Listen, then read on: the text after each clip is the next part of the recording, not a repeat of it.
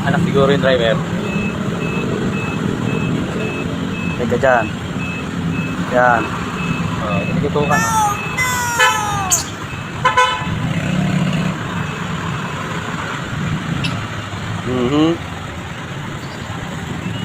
Tutok ka na ha. Umaatras na po yung naka L3. Nagtutukan pa. Tinututukan pa na nakakotse.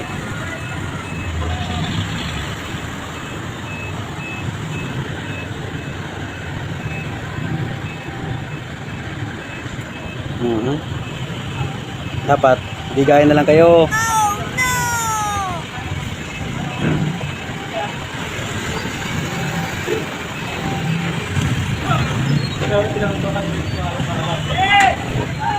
Bag.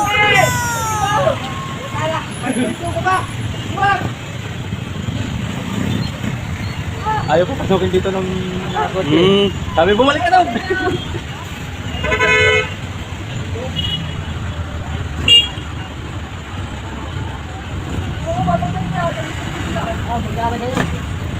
Tapang nakakotse ha.